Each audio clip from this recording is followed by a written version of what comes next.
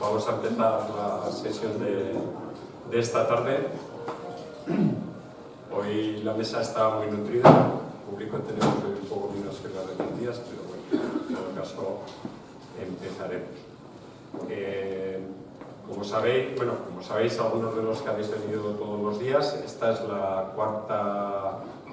cuarto acto un poco que tenemos en este mes de conmemoración, si se puede llamar así, del cuarto aniversario de la guerra en Ucrania. Y como comentamos desde el principio un poco, el planteamiento fundamental era, con el motivo del cuarto aniversario, intentar otra vez reavivar el espíritu un poco antibelicista, que en el caso de esta guerra en Europa pues prácticamente pasa desapercibido, e intentar remover un poco las conciencias para intentar de alguna manera presionar para conseguir el final de esta guerra. Ha habido una cosa interesante que ocurrió ayer en la ONU. En la ONU hubo ayer una presentación de un acuerdo para finalizar la guerra de Ucrania, pidiendo un alto el fuego inmediato e incondicional. Hubo una votación, hubo 107 países miembros que votaron a favor del alto el fuego, hubo 12 que votaron en contra y hubo 51 abstenciones. Lo curioso de las abstenciones es que entre los que se abstuvieron estaba China, pero también estaba Estados Unidos. En el mismo acto que hubo hace un año, Estados Unidos fue mucho más beligerante, pidiendo fundamentalmente acabar con la guerra. La argumentación que se daba era las consecuencias devastadoras y permanentes para Ucrania y la estabilidad internacional. Con esa votación pues parece que el tema de nuevo va para largo. Fue también un poco curiosas las posiciones. Estados Unidos pues está en una posición de retirada prudente. Europa sigue con el mismo planteamiento inicial de la Carta de Naciones Unidas y la reintegración territorial, lo mismo Kiev, y Moscú dijo que hay que tener en cuenta las preocupaciones legítimas sobre su seguridad de cara a poder conseguir el final de la guerra y la realidad y las negociaciones. Entre los datos un poco que se presentaron, hubo datos pues bueno, que sin más por recordar, porque más o menos todos los tenemos en la cabeza. Ha habido unas 15.000 muertes de civiles y 40.000 heridos, se dice. Militares no se sabe. Sabéis que ahí las cifras, pues depende de quién las diga, pues dice unas u otras. Hay casi 6 millones de ucranianos en el extranjero, exiliados. Hay 3,7 millones de desplazados internos y hay 10,8 millones de ucranianos con necesidades básicas en cuanto a alimentación, etc. Y el otro tema un poco que se evocaba era el riesgo nuclear, ¿no? El riesgo nuclear que ha sido también evocado por varios de los ponentes que hemos tenido estas semanas pasadas como una fuerza de disuasión, pero también como una fuerza de un gran riesgo, digamos, para la vida de la humanidad. Sin más, un poco por recordar algunos de los temas que se han ido comentando, ¿no? Las primeras consecuencias de la guerra pues fueron, por una parte, el riesgo que hubo sobre las materias primas, tanto materias primas básicas como era energía, etcétera, como para algunos alimentos. La inflación que creció exponencialmente tanto en alimentos de consumo y también aumento de precios en un montón de insumos para las industrias. Eso llevó a una crisis en los sectores básicos. Los que más se han oído pues han sido los agricultores, que prácticamente llevan en la calle desde el año 2024, 23-24, están en la calle protestando contra las subidas de precios, fundamentalmente en abonos y semillas, y por la entrada, digamos, la entrada que se hizo a las materias primas, a los productos ucranianos sin aranceles, ¿no? Y luego otro de los temas fundamentales fue la censura que se estableció en toda la Unión Europea, con un discurso único, que es un poco el que se sigue manteniendo estos días que ha sido la conmemoración. Pues solo había que ver un poco las cadenas de difusión, tanto periódicos como las cadenas de televisión, y un poco el discurso que se sigue manteniendo prácticamente desde el principio, ¿no? Ha tenido también otra serie de consecuencias, como han sido las cesiones que ha hecho la Unión Europea, aprovechando que el Pisuerga pasaba por Valladolid, a grupos negacionistas. Hemos visto cómo se ha ido todo el Pacto Verde prácticamente, que estaba incipiente, al que se acusaba ya, sin haberse puesto en marcha, de casi todos los males, pues prácticamente ha desaparecido. El tema del diésel, el tema de fitosanitarios, el tema de calidad de las aguas, etcétera, etcétera. Ha habido también un endeudamiento importante, tanto de los países como del propio Banco Central Europeo, financiando y comprando bonos de las empresas y de los países. Y el tema que más hemos ido tratando durante todos estos días aquí ha sido el aumento desmesurado del gasto militar, ¿no? Otro de los temas que se han estado evocando permanentemente ha sido un poco el declive del imperio, ¿no? de los Estados Unidos, que ha entrado en una fase de declive a nivel económico, y un cambio ya del planteamiento prácticamente unipolar de una sola potencia a el resurgimiento de una serie de potencias que hasta ahora eran países en vías de desarrollo, se llamaba, pues como era China y compañía, que están dando lugar pues a una situación geopolítica un poco distinta. Con todo esto, la posición que está planteando Estados Unidos es fundamentalmente una fuerza militar desmesurada, con la cual de alguna manera está controlando y obligando a toda la serie de países a tomar decisiones que muchas veces van en su contra, como por ejemplo en el caso de Europa pues ha sido todo el flujo de materias primas, ¿no? Es decir, el cambio de la fuente energética que teníamos allá al lado, que era Rusia, etcétera, por una fuente energética de otro sitio, pero también el control que pretende hacer sobre todo lo que llamadas tierras raras, que van a ser un poco, parece ser, las materias primas del futuro, ¿no? Y el control de armas, que sigue manteniéndolo, es decir, Europa hoy por hoy no tiene capacidad de abastecerse de armas, va a seguir comprando armas a los Estados Unidos.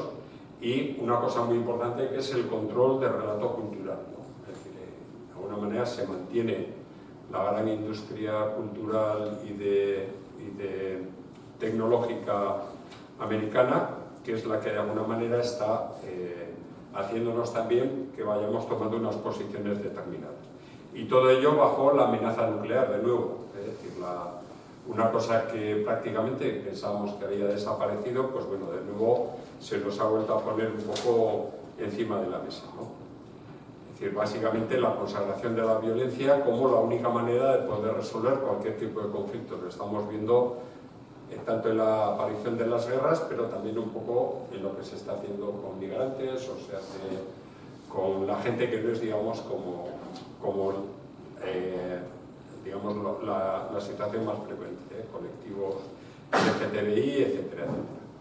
El otro tema que se manifestó como muy importante era también el gasto militar oculto, es decir, se está hablando continuamente de la inversión militar. La OTAN pide el 5%, estamos hablando de los 800.000 millones, que casi no hay ceros para poner, ¿no?, de gasto militar que tiene que acometer la Unión Europea en el futuro, pero, por ejemplo, una de las personas que vino aquí, que era del colectivo Tortuga, se están desde hace mucho tiempo calculando el gasto militar real que hay, ¿no?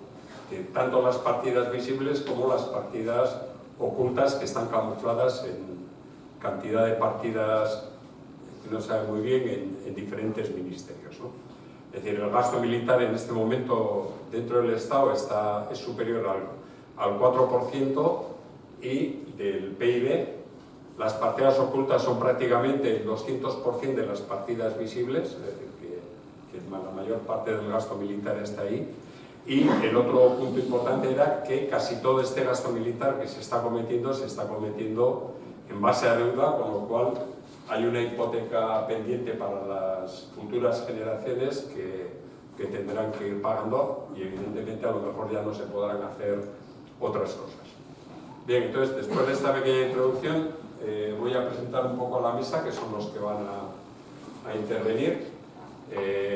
Vamos a hacer unas intervenciones de máximo 15 minutos, no sé si todos se podrá hacer, de cara a que pues, a partir de las 9 o 9 y algo podamos, ya que tenemos aquí un montón de gente interesante, pues podamos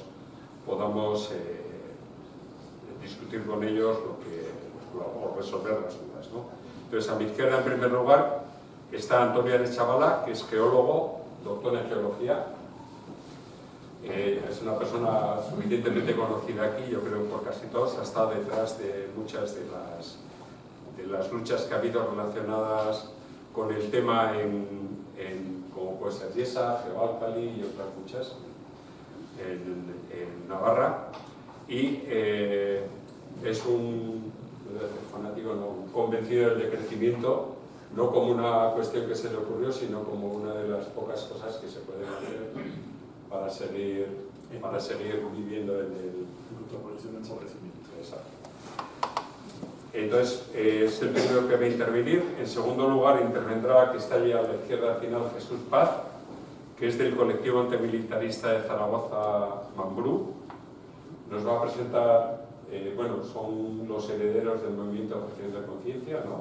Un poco en vuestra zona, y nos va a presentar habéis estado también bastante involucrados en el seguimiento de la objeción y de la deserción a los ejércitos de Rusia y Ucrania, y nos presentará también un poco una web que puede ser bastante interesante para el seguimiento un poco del antimilitarismo. Aquí tenemos a Ivonne Chocarro, que también seguro que hay muchos que la conocéis, que es activista de BDS, boicot, desinversión y sanciones, que sobre todo habéis estado trabajando con el tema del genocidio de Palestina. Y en último lugar intervendrá Antonio Romeo, que es el que falta, que es componente también de Guerra Riqués, que también ha estado muy ligado al movimiento objeción de conciencia, a Insumisión y compañía. Entonces, sin más, pues comenzamos ya con Antonio.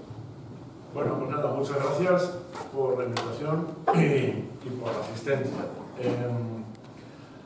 Vamos a ver, yo creo que a estas alturas ya a nadie se le escapa que se han bajado muchas caretas y que ahora se están buscando los últimos recursos en plan descarado, es decir, ya no hay ningún disimulo, ¿no? Ahora me meto aquí, me quedo con tu petróleo, mañana me meto allí, me quedo con tu cobalto. Ya no hay ningún tipo de vergüenza, ¿no? Y bueno, el que no se haya dado cuenta, pues seguramente vendrá cupones, pero yo está como muy claro ya, ¿no? Sí, está aquí, está, ¿eh? No, ahora no. Ahora no. Entonces, bueno, ¿qué pinto yo aquí? Pues yo cuando hablé con Blas y esto, oye, pues mira, habría falta darle un toque científico a este asunto, porque realmente, y me lo están diciendo por todo el Estado, y en el año 2024 y 2025 he tenido muchas charlas, he dado de muchos temas que se relacionan precisamente con esto, por todo el Estado, pues Andalucía, Extremadura, Castilla, bueno, por todas partes, Madrid, yo qué sé. por supuesto en Euskal Herria, y bueno, lo que me he encontrado es que normalmente la gente que organiza o que está en plataformas, que está defendiendo sus territorios, se encuentra con el problema de que es verdad que suelen llamar a biólogos, geólogos, ingenieros y tal, cada uno con sus problemas característicos, y bueno, pues sí, va, pero no se mojan y tal, ¿no? Nos dan una visión muy específica de lo que es esta obra o este proyecto, lo que sea, pero no se mojan y no nos dicen nada. Y es comprensible porque normalmente esta gente está trabajando y claro, no va a tirar en contra de los intereses económicos de sus empresas, ¿no? Así que al final queda un pelado por ahí, que suelo ser yo, en el que pues voy y digo las burradas que os voy a decir a vosotros también, ¿no? En primer lugar, bueno, pues todos sabéis que estamos viviendo una crisis que ya viene desde hace muchísimos años, no es la nueva crisis ni nada de esto, sino que son los colegiados de la misma crisis, que es la crisis del capitalismo. Y nosotros hemos llegado ya a unos niveles de consumo, sobre todo de combustibles fósiles, pero también de otras materias, que, bueno, pues, que son no renovables y que tienen un problema, que es que el planeta es finito, y bueno, pues nosotros pensamos que seguimos viviendo en un planeta que nos va a suministrar todo cuando no es así, ¿no? Así que, bueno, pues vimos en su momento a Ursula von der Leyen que nos dijo que tenemos que hacer la minería para nuestra transición verde dentro de las fronteras, sabiendo, los que sabíamos, aunque la gente por ahí que sigue pensando todavía que esto es todo inocuo y es una maravilla y tal, que la transición, realmente la transición verde, es decir, la electrificación de la economía, conlleva una parte importantísima de carácter militar, especialmente dentro del sector que hoy es el más boyante, si queréis el que más beneficios da y sobre todo da muchos beneficios a corto plazo, que es el armamento de alta precisión. El armamento de alta precisión, pues sí, ¿no? Todos habéis visto drones, dentro de la cosa drones hay muchas cosas, hay muchas cualidades, ¿no? Hay muchos aparatos que le llamamos dron, pero que son de esa familia, pero que realmente lo que hay detrás es una minería brutal. Una minería quiere decir que necesitamos una gran cantidad de minerales, como el cerio, por ejemplo, como el cobalto, etcétera, que apuntalan toda esta, primero, transición desde tierra, que mantiene las redes energéticas, en este caso eléctricas, con los satélites que tienen precisamente colocados en cada sitio los objetivos, y luego con quien ejecuta, o el objeto que ejecuta, que no es una persona.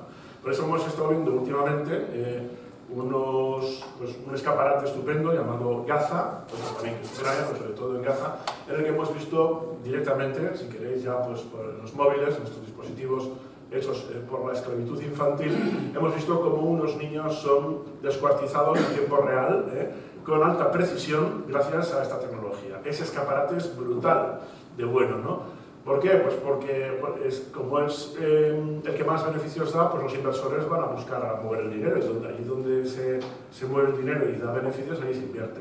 Por eso ahora mismo, al poco de que Ursula von der Leyen nos impuso lo de la minería dentro de las fronteras europeas, con aquellas áreas de sacrificio que van a ser las periféricas, es decir, España, y Yugoslavia y alguno más, bueno, la antigua Yugoslavia y alguno más, de la periferia, por supuesto, no en la zona central, vino la iniciativa ReArm Europe, ¿no? Que es, como decía Blas, pues el tema de los del 5%, que viene a ser aproximadamente el 20% de los presupuestos de un Estado. Como un Estado está con 20% de presupuestos para armamento, quiere decir que está en guerra, prácticamente, ¿no? Yo no creo que haya una guerra mundial, viviremos estas cosas que son muy beneficiosas, porque una guerra mundial hoy en día, si se da la verdad, duraría 20 minutos, pero bueno, eso es cosa de cada uno, ¿no? En cualquier caso, esta minería que apuntala todo este despliegue, primero digital, segundo energético y tercero ya de lo que es el armamento, se consigue gracias a la minería. Y nosotros solo conocemos dos tipos de minería. Una basada en el diésel y otra basada en la esclavitud. La basada en el diésel, todos saben, no solamente se explota las minas para estos aparatos, para llegar desde la extracción del cobalto, del litio, del cerio, de todas las tierras raras que comentaba, se explotan con diésel. Lo que pasa que al ser, sobre todo, este tipo de elementos, son elementos geológicos muy dispersos, necesitamos una minería muy agresiva, de tal forma que ahora hemos llegado al límite de que estamos triturando cordilleras para sacar una tonelada de cobre. Fijaros, a principios del siglo XX, teníamos una cantidad de energía suficiente como para sacar piedras que eran de tonelada. Una tonelada de cobre venía en una piedra prácticamente, ¿no? Eso ya hace años que no existe. Para que os hagáis una idea, desde el año 1975 hasta hoy, cualquiera de los elementos estos importantes, como el cobre, el cobalto, incluso el uranio si queréis, e incluso el carbón bueno, necesita 14 veces más energía o 15 veces ya más energía para extraer que lo que pasaba en el año 1975. Eso quiere decir que las emisiones son mucho mayores, que la destrucción es mucho mayor, etc. Y países que eran los productores de todos esos materiales, como China, pues ya se han quejado. Así que nos queda la esclavitud. Y bien, pues hemos llegado a un momento de la historia en que hay más esclavos que nunca. La mayor parte, o la definición de esclavos, son pues, esas personas que están obligadas a trabajos forzados, etcétera, a prostitución, a casarse, a matrimonio, en fin, hay una serie de definiciones. El caso es que hoy tenemos unos 50 millones de esclavos, que es el momento más de la historia en que más esclavos hay, y trabajan sobre todo, en el caso de los niños, unos 5 millones de niños que se reparten entre el sector textil y el sector armamentístico. Bueno, no, lo que se llama la minería artesanal de forma eufemística, es decir, son niños pequeños de 5 o 6 años, niños o no, que recogen el cobalto, el coltán y se paran con sus manitas, porque no hay todavía ninguna inteligencia artificial ni ninguna minería eléctrica que sea capaz de hacerlo, la parte de la mena, o sea, lo interesante de lo que no interesa, ¿no? Y eso son las niñas con A, que son las que llevan esos saquitos y luego lo refinan y lo tamizan. Esos niños suelen pasar del orden de 10, 12 horas en unas aguas pútridas y muy tóxicas y suelen llegar adolescentes algunos. Cuando llegan adolescentes ya les dejan meterse dentro de lo que es la minería para la extracción directa sin tener ningún refuerzo ni nada del mineral directamente para que otros niños nuevos, que algunos trabajan con sus padres, que están ahí metidos, la mayoría son huérfanos que trabajan con sus padres, pues se funciona así. Esto todo está recogido en un libro que se llama Cobalto Rojo, que edita Capitán Swing, que lo tenéis desde hace un año y pico en todas las librerías, Así que no hay con todos los datos. Esto está publicado por un profesor de la Universidad de Londres. Bueno, esto, claro, no acaba aquí, ¿no? Porque esos materiales van directamente a las grandes empresas que hacen nuestros móviles, todos los dispositivos digitales y tal, que luego también tienen esa función armamentística, porque todos los servidores de Microsoft, Google, Amazon, etcétera, pues acaban aquí, ¿no? Existe también, bueno, pues una parte, digamos, que funciona a través de la recogida de lo que se puede encontrar en los contenedores, por la basura y tal. Y ha sido una de las pocas ciudades que ha hecho un estudio de cómo se utilizan estos metales en el reciclaje, ha sido Barcelona. Hay unos 3.500, casi 4.000 personas ya, sobre todo inmigrantes que no tienen papeles o que duermen en la calle o lo que sea, que recogen chatarra todos los días y la venden, y luego esto, pues hay unos intermediarios que con ellos se lucran y tal, y pasa otra vez también a todo el sistema, que ya os digo, el sistema digital y el sistema de transición energético, que ya nos vamos quedando sin petróleo, como podéis ver en la imagen, pues se va añadiendo al problema de la militarización de la economía, ¿no? Estoy intentando quitar esto, ¿sí? Ya está. Vale. Y bueno, finalmente ya para acabar, pues deciros que sí, que son estas tierras raras, todo este tema es el que apuntala esta transición energética, que no se nos cuenta nada más que la parte verde, que tampoco lo es, ni siquiera aunque fuese solamente para nuestros usos cotidianos, sino que también tiene una pata que apuntala a la industria militar, sobre todo la de alta precisión y rápidos beneficios. Y yo pues aquí quería hacer un llamamiento a que todo esto tiene que ver con nuestras vidas, es decir, nosotros podemos hacer algo, mucha gente dice, es que yo no puedo competir con Amazon. Claro que puedes competir, no competir, sino fastidiar de todo lo que puedas, ¿no? Se puede hacer desde individual, que es un poco, yo creo que cuando salgamos de esta sala, todos los que estamos aquí, pues por lo menos que pensemos qué puedo hacer yo, ¿no? Que, por lo menos por reflexionar, qué puedo hacer yo, ¿no? Un detalle, un gesto, cualquier chorrada que suponga el no avanzar o no seguir avanzando en este problema que nos ha planteado ahora mismo Blas, ¿no? Y yo con eso me doy con un canto en los dientes, ¿no? Porque claro, tampoco tengo tiempo para convenceros de más cosas que yo sé. Pero sí que también la organización, es decir, la desobediencia civil, importantísima, a la que yo apelo, la desobediencia, la rebelión, que es una obligación moral para toda aquella persona que nos consideremos humanas, pasa por hacer esta reflexión cuando salgamos de aquí y decir, ¿qué puedo hacer yo para que esto no siga avanzando, ¿no? Por esos niños, porque esos niños realmente son un escaparate de casa, pero otros niños en el Congo están haciendo lo posible para que esos niños escaparates sean descuartizados a tiempo real, ¿no? Y además nadie es culpable porque es un cacharro, el que lo hace con inteligencia artificial. Bien, todo eso es minería es geología pura, ¿no? Pues no sé, me acuerdo por ejemplo, de unos grupos que hay en Alemania y en Estados Unidos que se dedican a destrozar los algoritmos de la policía a través del hackeo por internet. Recuerdo, por ejemplo, yo que sé, a los activistas de Hong Kong que con los láseres fastidian las farolas que tienen los reconocimientos faciales o directamente tiran las farolas, o se arriesgan a muchas cosas. Nosotros también nos arriesgamos a la ley Mordaza, parando una vuelta ciclista, por ejemplo, con la sorpresa que se llevaron en Madrid. No los progres, porque los progres al fin y al cabo dijeron, wow, Goeta, pues mira, qué bien y tal. No, sino los propios fachas que dijeron, hostia, nosotros no pensábamos que éramos más, ¿no? Pero realmente se pudo parar y les fastidió bastante lo que pasó, ¿no? Se me ocurren una cantidad de gente, no sé, los Les Alemans de la Terre en Francia, pues que ya son como una masa que se mueve y es capaz de burlar todo. Ah, pues nada. No, ya está. Pues nada, eso. Que salgamos de aquí por lo menos pensando qué podemos hacer para evitar todo esto, ¿no? Ya está.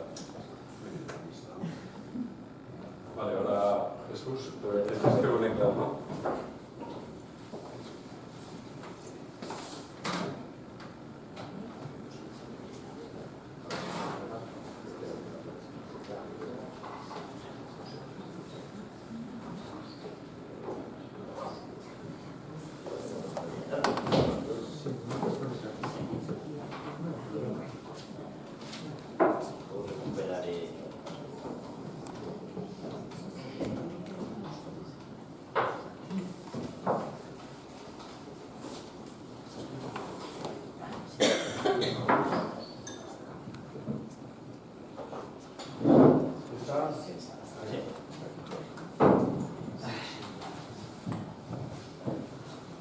Bueno, la verdad es que Santo Antonio me darían ganas de seguir en esa línea, pero vamos a sujetarnos al guión porque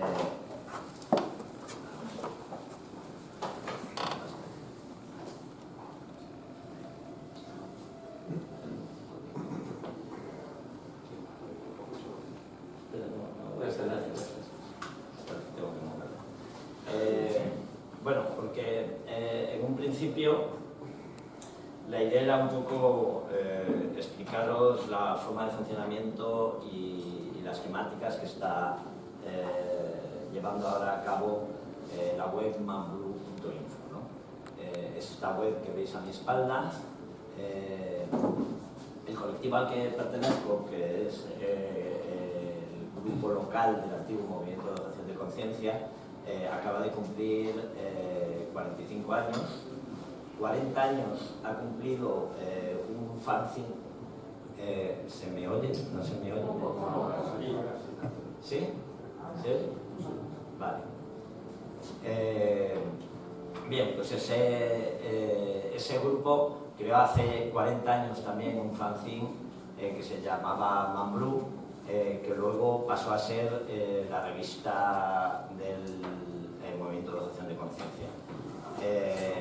Y hace un tiempo dimos un salto de ese concepto antiguo del fanzine a la red y generamos este sitio que se llama manblue.info. En una jornada sobre resistencias contra las guerras solemos hablar de coyunturas, de campañas, de urgencias y de respuestas, ¿no? Como hemos estado viendo. Yo voy a poner aquí encima ahora, porque se me ha pedido también así que lo haga, otra parte de esa resistencia, ¿no? Menos visible, tal vez, pero fundamental. Podemos llamarla la infraestructura cultural, digamos, o de formación que hace posible sostener la difusión de la acción no violenta con criterio, con método y con memoria. A Mambrú.info no quiero presentarlo como un blog más, porque le tengo mucho cariño, pero también porque dentro del ámbito pacifista, sino como una herramienta que cubre un hueco, ¿no? Un hueco muy concreto en castellano, que es abrir el acceso, digamos, directo a materiales que podemos denominar estratégicos, ¿no? Y a experiencias internacionales que, si no se traducen, que es uno de los problemas que hemos visto, y se trabajan, no circulan. Entonces, o lo hacen en la línea de la decisión legítima, por supuesto, de un grupo de investigación, pero no de activistas, ¿no? Entonces, esto es en lo que nos hemos centrado. Por decirlo de una forma simple, Mambrú tampoco compite por ser el blog más rápido con las noticias de la prensa, que ya se han leído en otros sitios probablemente. Compite por ser útil como herramienta para organizarnos, para aprender y para transmitir y actuar. La columna vertebral de Mambrú, por tanto, es la traducción, la selección, la contextualización y la edición de materiales. Eso es lo que se llama a nivel editorial la curación, ¿no? Y son materiales que vienen, como ya os decía, fuera del círculo habitual castellano. Eso abre el abanico del tipo de contenido y cambia también su efecto político, entre otras cosas, al cambiar quién toma la decisión de traducir ese contenido, que nos parece importante.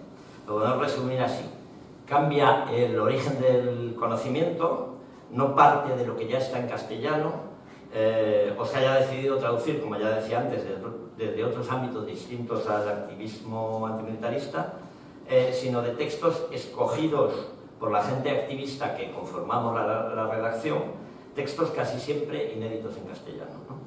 Cambia también la temporalidad. Traducir y publicar por entregas es lento, pero esto también es una decisión política, digamos. Ahora es así, también actuamos con rapidez cuando se nos requiere, por ejemplo, a la hora de traducción de comunicados internacionales, ¿no? Que hemos visto que la cadena de transmisión hacia el Estado español a veces es más lenta de lo que debería en situaciones de crisis, ¿no? Y también cambia el uso, ¿no? Porque debería de servir para formar, para preparar talleres, afinar estrategias y dejar esos materiales ya disponibles para circular en grupos. Y cambia también la autoridad, ¿no? Digamos, en vez de depender de lo que dice hoy la prensa, se apoya en investigaciones, especialmente las de fuera de aquí, que ya digo que no siempre son conocidas, experiencias comparadas, relatos históricos de acción no violenta. Mambrú.info, por lo tanto, pone a mano textos que obligan a pensar estratégicamente, y también casos históricos, y al mismo tiempo también campañas de resistencia civil o desobediencia que nos enseñan repertorios, sí, pero también los límites de esas campañas cuando se desarrollan de una forma o de otra. Os voy a poner un ejemplo central ahora mismo para Mambrú.info, que os lo tenía por aquí, que es esta página que estáis viendo. Es la traducción del original en inglés del estudio ¿Por qué funciona la resistencia civil? La lógica estratégica del conflicto no violento. Esto viene del hecho de que los hallazgos de las investigadoras americanas Chenoweth y Stephan muestran que las principales campañas no violentas han tenido éxito en el 53% de las ocasiones, en comparación con el 26% para las campañas de resistencia violenta.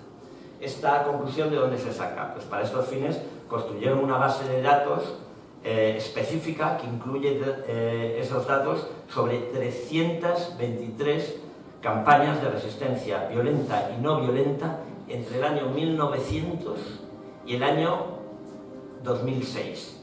Esto es más de un siglo. Estudia lo acontecido durante más de un siglo.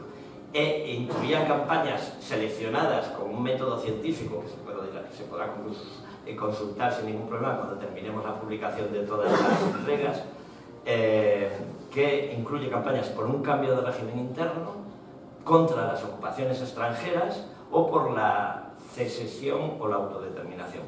En castellano existía hace muchos años una especie como de artículo académico asociado a ese trabajo previo a la publicación de las conclusiones, con una serie de estudios de casos exitosos, etcétera, que se publicó en inglés en ese momento y se tradujo efectivamente.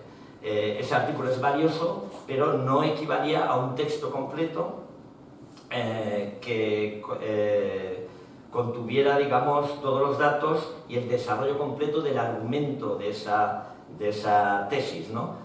que empezó como una apuesta en el ámbito académico y terminó siendo una tesis doctoral. Y sobre todo tampoco concluye esas conclusiones completas que os acabo de describir. ¿Qué es lo que hace útil para esto? ¿Qué hace útil este trabajo para el activismo? En primer lugar, deciros que esto lo descubrimos como colectivo y hemos sabido de gente como Juan Carlos Rois, que estuvo aquí también el otro día, que se mantenía un poco en el ámbito académico, pero a nivel del activismo antimilitarista o pacifista, ¿no? Sí tuvo una trascendencia en el movimiento, en el nacimiento y en el desarrollo de la estrategia del movimiento contra la extinción climática, pero en el ámbito pacifista o antimilitarista no, y tiene un peso muy potente, ¿no?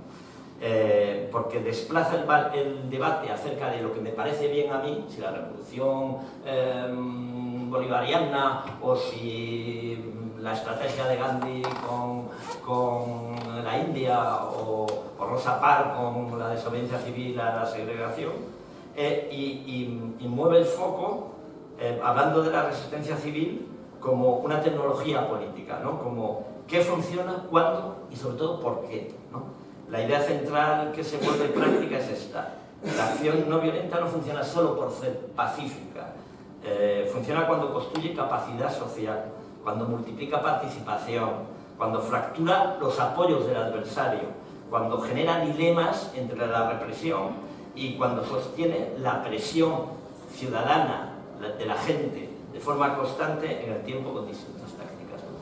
Esto también nos sorprendió encontrarlo como muy imbuido en las gentes del movimiento pacifista ucraniano, ¿no? Que hablaban de este trabajo con toda soltura y también vimos imágenes como a la que pertenece esta fotografía múltiple tomada de la televisión, ¿no? De gente en Ucrania deteniendo un convoy militar, ¿no? Esto se vio en los primeros días de la guerra. Luego ha habido, como ya os digo, distintos trabajos que hablan de acciones civiles de esta índole por centenares, por decenas y centenares, en los primeros días, eso sí, de la invasión a lo largo de toda Ucrania, ¿no? Intentamos darle difusión a esa opción, a este trabajo, y creo que me voy a quedar corto para otras cuestiones que quería comentar. Pero en un principio es ahora nuestro trabajo central, ¿no?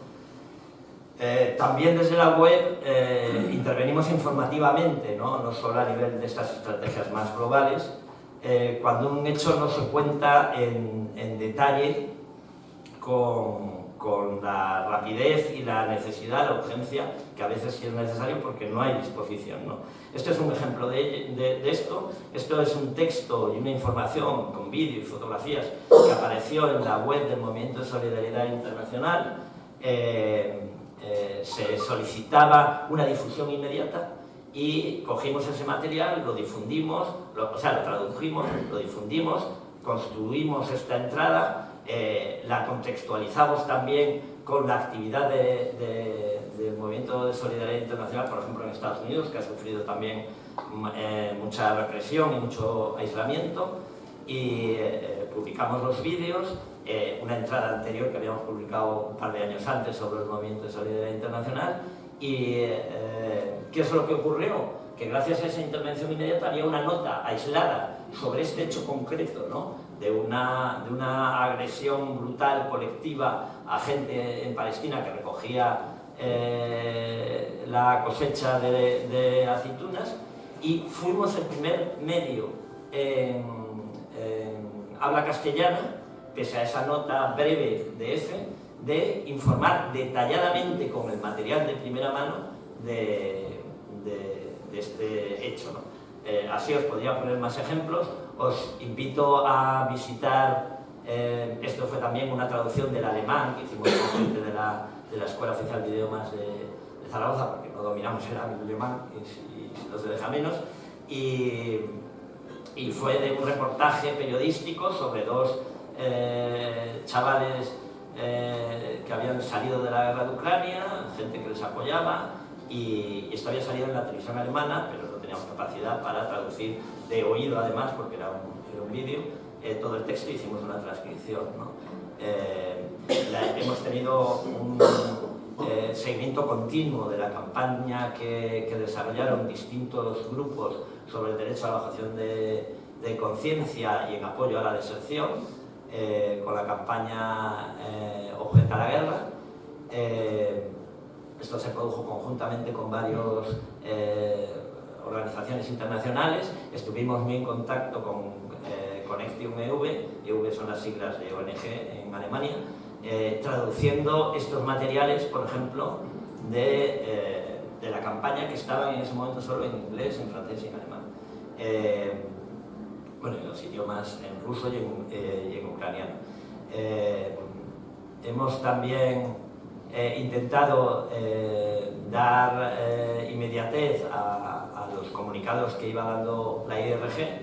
Bueno, también podréis ver situaciones históricas relacionadas con la capacidad de la desobediencia civil no violenta, en situaciones de alto riesgo, como fue la protesta de la calle Rosenstraße, donde mujeres desarmadas que estaban casadas con judíos en un número de 2000 se opusieron en los últimos momentos del nazismo al régimen de Hitler y consiguieron su objetivo y consiguieron liberar a sus parejas, ¿no? Este tipo de situaciones también nos parece relevante ponerlas en conocimiento público, porque también están como muy escondidas, muy ocultas. Y bueno, invitaros a visitar la web y mantener también la posibilidad de sugerir, incluso de colaborar en traducciones sobre las temáticas que os parezcan más interesantes. Y yo lo dejaría aquí. Me he aprovechado de que me ha sobrado un poco de tiempo de Antonio.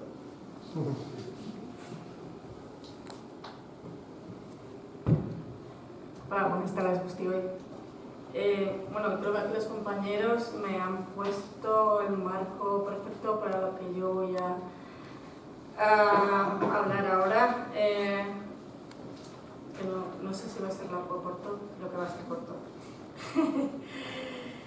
Entonces, mi intervención quiero que la pensemos desde dos premisas, que son las siguientes. Que el ataque a Palestina y a otras soberanías se enmarca en un proyecto colonial, en una cosa que se llama el proceso civilizatorio, cuyos pilares son llegar, expoliar y sustituir. Cuando hablamos de sustituir, hablamos de hacer desaparecer a las personas que viven en ese territorio y también a su cultura. Entonces, si lo pensamos así, lo tenemos que pensar así, porque si no corremos el riesgo de pensar que lo que les sucede a las y los palestinos solamente tiene que ver con ellos. La segunda premisa es que somos indivisiblemente partícipes de los procesos coloniales y del concreto proceso colonial de Palestina. Entonces nos tenemos que preguntar cómo participamos y en consecuencia dejar de participar. Entonces, en este sentido, el BDS, el movimiento BDS, creo que cumplimos un papel fundamental. Es un poco como la misión del movimiento BDS. El BDS, que es una herramienta que nos dan los palestinos y las palestinas para que estemos en solidaridad con su causa para desmantelar el régimen colonial y el apartheid y de actual exterminio en el territorio de Palestina. En este marco, una de las consecuencias que ha tenido el movimiento BDS es que, de alguna manera, de boicot, de subversión y sanciones, de alguna manera estamos participando en desenmascarar los mecanismos que sostienen estos procesos coloniales y en concreto en el territorio palestino histórico. Entonces, en pocas palabras, yo creo que el movimiento de boicot, subversión, sanciones es un movimiento de resistencia ante la explotación y un movimiento para la recuperación de la soberanía del pueblo palestino.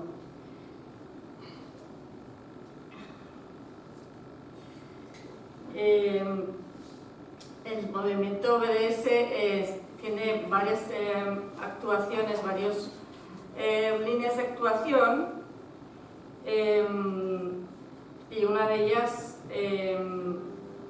que tiene que ver, tiene como un marco internacional en el que se proyecta una serie de campañas muy concretas que tienen como objetivo que sean eficaces. El movimiento de BDS de Euskal Herria estamos dentro del marco europeo, y en el marco europeo pues hay una serie de campañas que nos afectan también en lo local.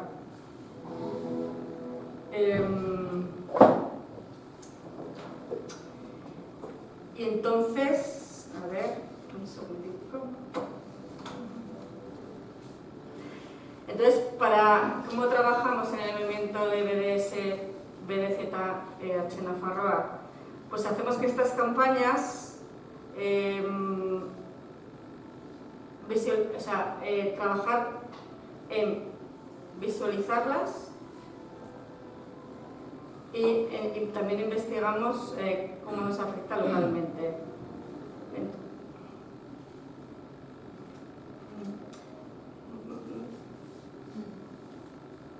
Entonces, en relación a Euskal Herria, hemos puesto en marcha desde el Comité BDZH varias campañas que tendrían que ver con el tren del apartheid de Jerusalén, que es CAF, Sidenor, porque Sidenor es una empresa vasca que ha suministrado metal para la construcción de obuses en Israel. Tendríamos el caso de M. Torres y también tenemos activada la campaña de los consumos. Para el diseño de estas campañas tenemos como dos puntos de actuación. Por una parte, al diseñar la campaña de presión, trabajamos con las instituciones y por otra parte hacemos una denuncia pública de las complicidades de nuestras instituciones con Israel. Cuando hablo de instituciones no me refiero solamente a los organismos públicos, sino que también se entiende como institución pues a las empresas, a cualquier organismo, a la academia, a cualquier organización que tenga entidad propia. Entonces, para hacer estas campañas de presión, lo que hacemos es, en base a la información de informes de organismos que observan las vulneraciones de los derechos humanos, más las investigaciones propias, pues activamos estas campañas. Y como aquí en concreto hemos venido a hablar de la guerra, pues al final considero que la guerra es simplemente una expresión, la expresión más veloz y lamentablemente la más rentable económicamente para las potencias coloniales y para sus cómplices. Entonces, en ese sentido, por ejemplo, el Estado español el año pasado compró 34 toneladas de armamento al Estado de Israel, adquirió munición y material militar por un valor de 16,2 millones de euros, ni más ni menos.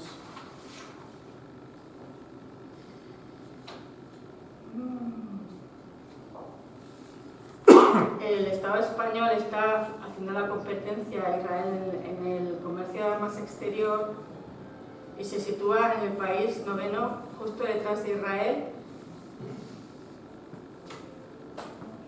y estaría por delante de ellos Estados Unidos, Francia, Rusia, China, Alemania, Italia y Gran Bretaña.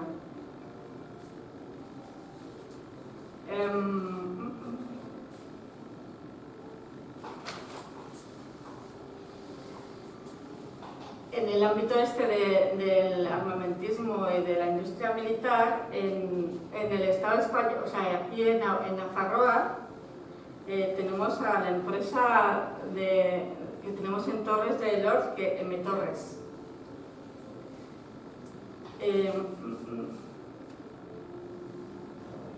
Lo que sabemos de esta empresa es que desarrolla tecnología de doble uso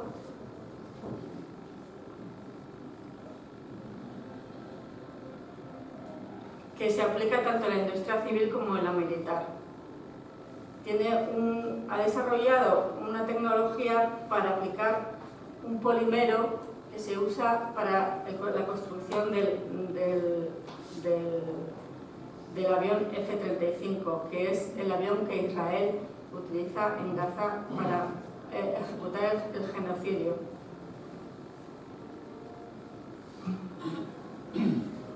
Esta tecnología que ha desarrollado la suministra una empresa belga que es la encargada de utilizar esta aplicación en su producción. Esta empresa, M-Torres y otras empresas, están inscritas dentro de un programa de producción del avión F-35 que se ejecuta a nivel mundial. La empresa que es la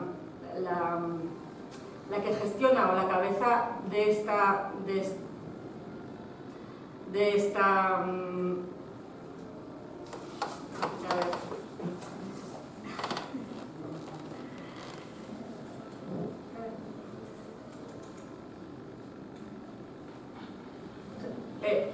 la empresa que lleva este programa, que dirige este programa, se llama Lockheed Martin. Esta empresa es directamente compra tecnología a M-Torres.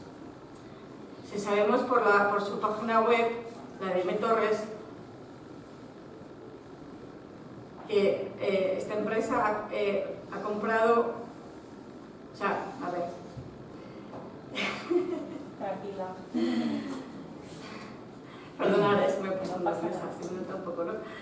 Bueno, en la propia web de M-Torres tenemos que esta empresa es suministradora de la empresa Lockheed Martin,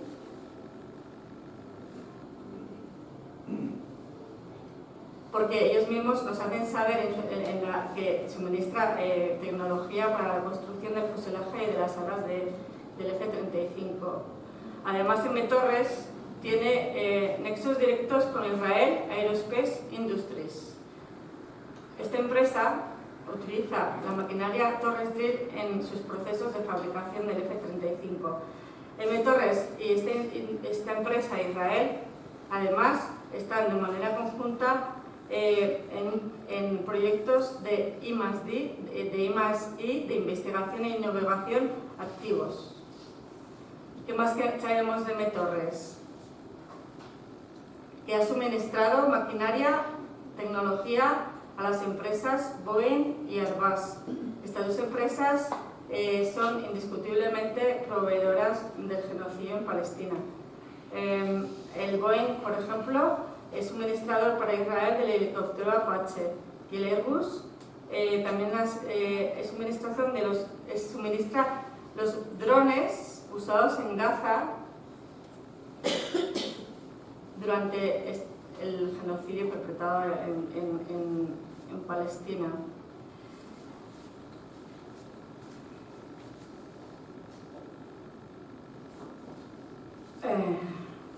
Es un poco lo que quería contaros un poco.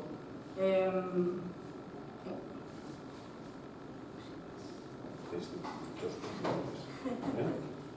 2 minutos más. Tenéis mucho éxito, creo, ¿no? Desde BDS. O sea, o esa impresión da en la sociedad que, o sea, que estáis transmitiendo mucho el mensaje de que la gente se implique individualmente. Pues esa impresión a mí me da, ¿no? Claro, al final estáis consiguiendo que llegue un mensaje tan importante, que es lo difícil, y que la gente se posicione. Sí, al final también lo que está claro es que estamos consiguiendo tener una repercusión como movimiento mundial, en el sentido de que hay una sensibilización.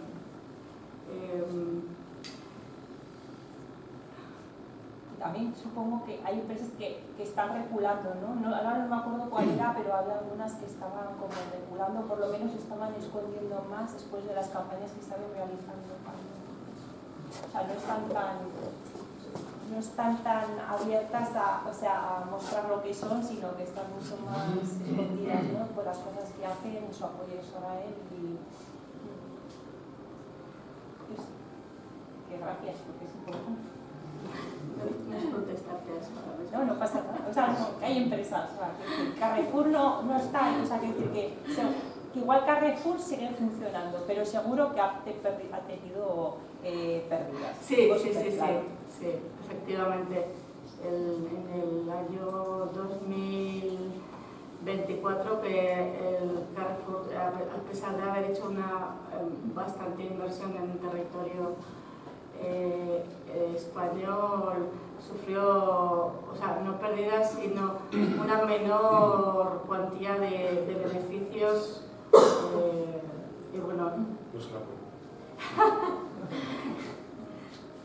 pero al final es un poco lo que comentaba tu compañero Antonio, ¿no? Que desde el movimiento BDS desarticula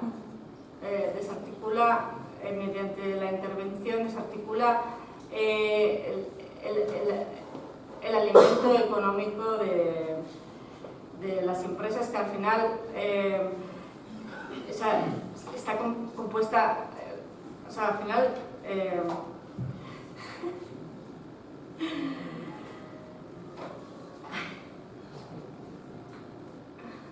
Sí, conseguís desarticular lo que a través del Bluetooth conseguís. Que al final es una maraña gigante de empresas que tienen establecida una red clientelar, en el que al final nos influye en todos los aspectos de nuestra vida, en el sentido de que, por ejemplo, Amazon Amazon es una empresa que directamente de servicios de inteligencia artificial y de datos y de almacenamiento de la nube al régimen genocida de Israel, pero es que a la vez se puede extrapolar su daño a todas las áreas, a toda la población en general. Entonces, al final, lo que en ese sentido ha sido, en ese sentido, lo que hace el movimiento BDS es desenmascarar esta estructura, esta superestructura que sostiene el genocidio en Palestina, que sostiene a Israel y al final es el sostenimiento de un proyecto colonial que es global. Y ahora que Palestina es de alguna manera la última colonia, en el sentido de que está siendo directamente tratada como una colonia con todas sus consecuencias, pero obviamente no es la primera históricamente, y al final,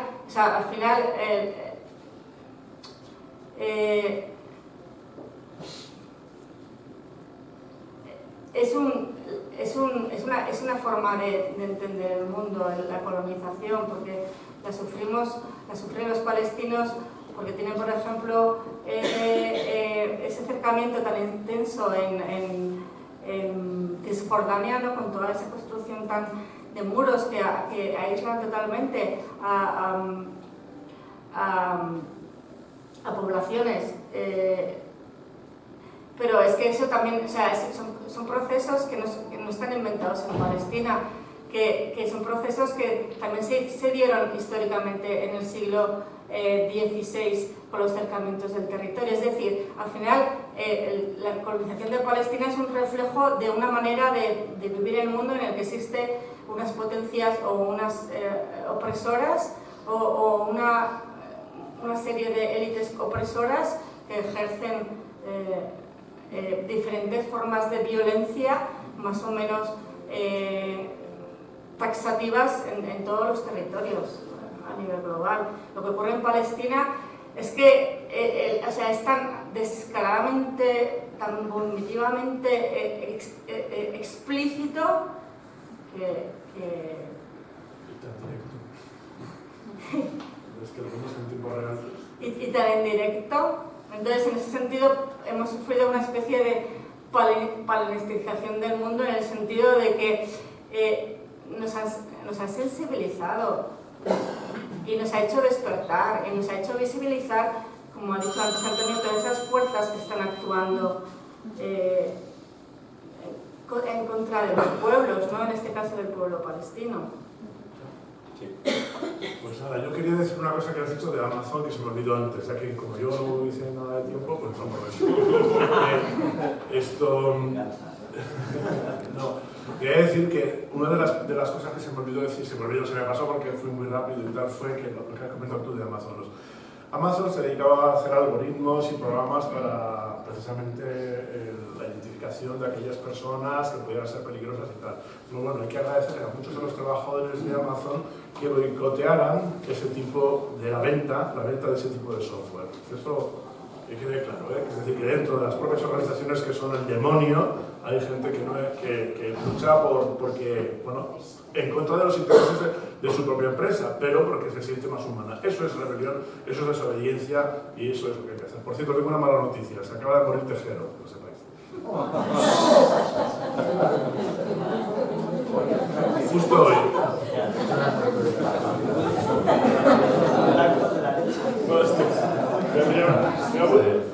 No, que conste que me metí en esto para buscarles a ellos y hacerme seguidor de ellos en Blue Sky, porque lo vi ahí, que tenéis lo de Blue Sky, y ya te sigo. Y me ha parecido lo de, acaba de morir Tejero, digo, hostia. Vale, entonces, ya para terminar, Andoni Romeo de Guerraric. Vale, Gabón. Bueno, Guerrariques somos un grupo de aquí que existe también, en este caso, coordinado a nivel de toda Euskal Herria, pero que debemos pensar que grupos como este o similares existen no solo aquí, sino en el resto del Estado y en otros muchos países. Guerrariques nace con la guerra de Ucrania, bueno, más que nace, vuelve a renacer, porque Guerrariques ha estado funcionando durante los últimos 20-30 años con distintas personas, distintos colectivos, dependiendo de la guerra que había. ¿Esto a qué nos lleva? A veces se nos acusa en algunos periodistas de que desde los movimientos antiguerra, antimilitaristas, no tratamos a todas las guerras por igual. Hay que decirlo claramente, es verdad. Nos metemos con las guerras o que consideramos más cercanas o que son más están en la agenda informática, y sintiéndolo mucho no llegamos a otras guerras, aunque cuando hablamos de guerras siempre hablamos de todas las demás guerras que hay, ¿no? En este caso está claro, la guerra o el genocidio en concreto de guerra y genocidio en Palestina tiene mucha cancha, y en cambio una que es tan fuerte, algunos dicen que más muertos, otros no se sabe qué, pues la que está pasando en este momento en Sudán del Norte no tiene tanto, y no hemos dicho nada. Pues no decimos nada, bueno, pues porque en Sudán no hay nadie que esté allá sacando fotos, y bueno, algunas llegan, pero muy pocas. Entonces, eso hay que tenerlo claro. ¿Qué puede hacer un grupo tan pequeño como este? y como otros muchos que luchan contra las guerras.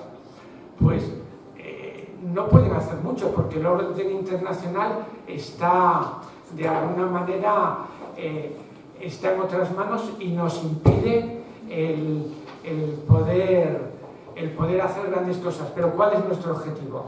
Nuestro objetivo es conseguir que allá donde tenemos influencia, en nuestro caso sería Navarra, y más quizás por aquí, que la gente sepa que hay gente que no está de acuerdo, en este caso con las guerras, con alguna guerra o con algo de esto. ¿Por qué?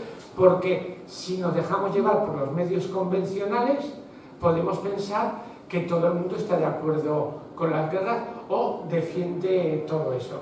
Entonces es muy importante que haya personas, grupos, que digan que no están de acuerdo y que intenten dar argumentos, ¿no? Entonces eso siempre es muy importante.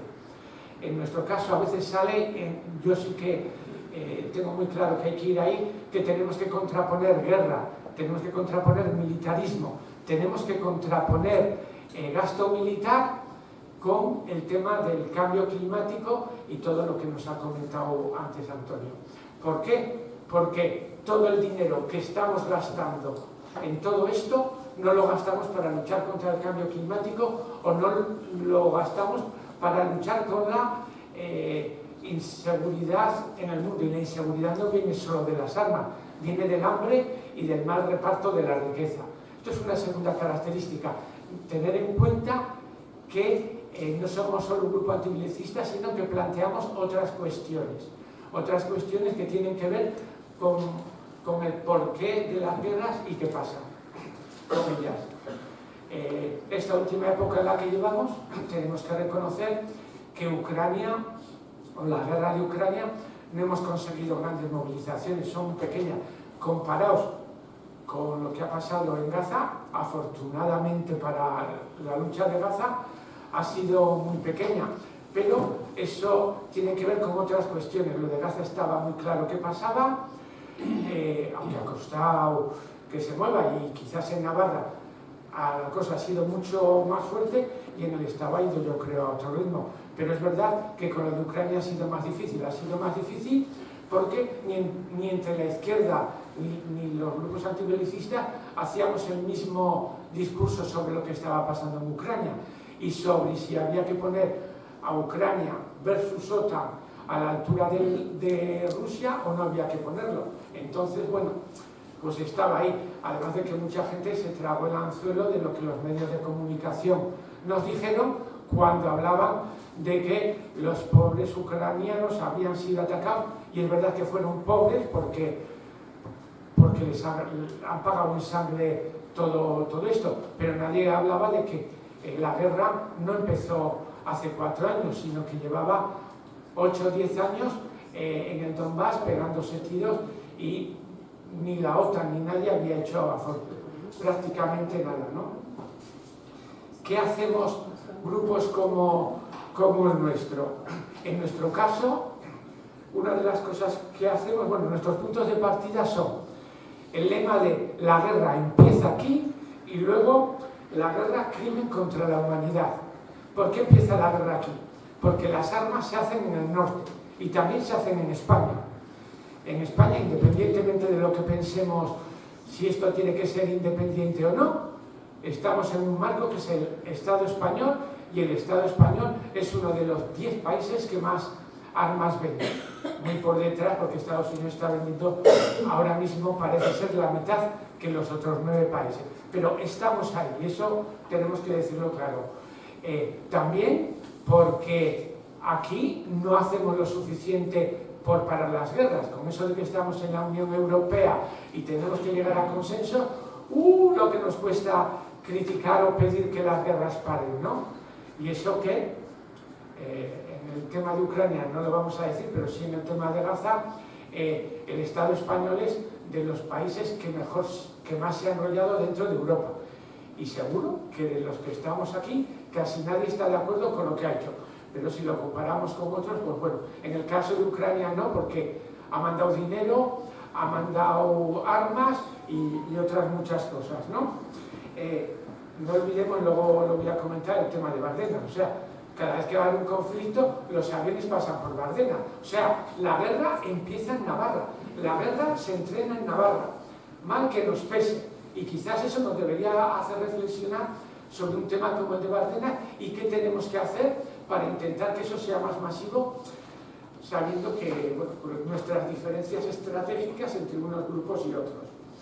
El otro tema es la guerra, el crimen contra la humanidad, con lo cual os podéis imaginar que situándonos en la órbita de lo que es la Internacional de Resistentes a la Guerra, que empezó junto a la Internacional Comunista, bueno, no a la vez, pero por ahí cerca y a otras internacionales, es la única que perdura, aunque era pequeña y sigue siendo pequeña.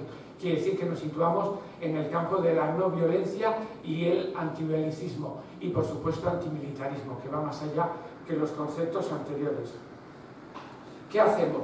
Pues hacemos artículos de prensa, somos un colectivo de personas ya un poco maduras, unos más, otras menos, y visto que es muy difícil movilizar, pues hemos buscado un campo de trabajo que es el de hacer 3, 4, 5 artículos al año con distintas temáticas que todas tocan de alguna manera la guerra y los mandamos a los medios de comunicación para que nos los publiquen.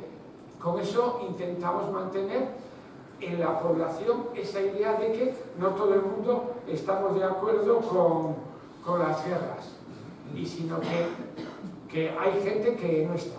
Por cierto, decir, igual el tema de las guerras no tiene movilización, pero probablemente cuando se pregunta a la gente qué opina sobre las guerras, en el caso concreto de la guerra de Ucrania, la población, la parte de la población que está en contra o cuestiona, pues a veces, bueno, depende de los momentos, puede llegar al 30, al 40% o incluso el 50% en determinados momentos. Digo esto porque es importante mantener esa imagen y alimentar la idea de que las guerras no son algo que no se pueda parar. Por supuesto, hacemos movilizaciones. Contra la guerra de Ucrania. Llevamos cuatro aniversarios, pues 4 aniversarios que hemos hecho alguna actuación con ello, y en algún otro momento también, y el año pasado también hicimos una pequeña performance que la hicimos contra el Banco de Santander, porque el Banco de Santander y el BBVA son 2 de los grandes bancos que tienen inversiones en las fábricas de armas en España. Entonces, claro, las fábricas de armas no funcionan si eso no funciona. Por supuesto, apoyamos otras movilizaciones. El caso de Palestina es el más claro porque es el más fácil de hacer, porque ha habido muchas movilizaciones. A veces apoyamos porque en algún momento estamos ligados a Yala, que no participamos mucho, pero estamos ahí. Pero también hemos ido con pancarta o bien a las movilizaciones de Yala o a las de DDZ, y hemos ido a veces con pancarta o a veces a nivel particular, pero a veces con pancarta, porque queremos llevar también nuestro discurso de gastos militares versus gastos sociales, porque lo que se gasta ahí no se gasta. Eso nos lleva a otro tema, y es el tema del gasto militar. El gasto militar está subiendo. No es el 2% que nos dice cariñosamente nuestro amigo Sánchez. No, está por encima del 4%. Y si se cumple lo que están planteando para el año que viene, puede que lleguemos al 4,7%, como nos dijo Juan Carlos Roig. Entonces, ese es un tema muy importante y que tenemos que intentar transmitir. Por eso una de las movilizaciones que hacemos es el 1 de mayo, yendo a todas las manifestaciones a repartir un pequeño folleto donde hablamos de que los trabajadores, los y las trabajadoras, debemos pensar que el dinero que va a lo militar no va a llegar a la sanidad, no va a llegar a la educación y no va a llegar a otros tantos temas. Temas de Bárcenas, lo he comentado antes. La gente, algunas de las personas que estamos en el grupo actualmente, estuvimos en su momento en Bárcenas Desarmadas, que fue que en la campaña que hicimos logramos el número más importante de ayuntamientos que se opusieron a renovar el contrato. Llegamos casi a la mitad, y si algún otro grupo que estaba en ese momento trabajando lo hubiera trabajado antes, bueno, creían que no se podía trabajar, pues igual podríamos haber llegado, si lo hubiéramos hecho antes, haber llegado a quizás la mitad o algo más. Es verdad que eso, se produjo una coyuntura muy especial y que esas coyunturas hay que saber manejarlas, y es que en ese momento el PSOE estaba en la oposición en Navarra, estaba en la oposición en Madrid, y alguien del grupo habló entonces con el señor Chivite, y Chivite dijo que estaba dispuesto que sus ayuntamientos apoyaran a cambio de, y que ellos se comprometían a apoyar, intentar tirar a nuestro amigo Gallarre de la Junta de Bardena. No salió porque varios pueblos, entre ellos el mío, el ayuntamiento votó que había que oponerse, y el ayuntamiento, como la persona que iba era de otro partido, decidió que no hacía caso. O podríamos hablar de algún otro pueblo, vamos. Pero estuvimos a punto, después de eso ha ido a peor.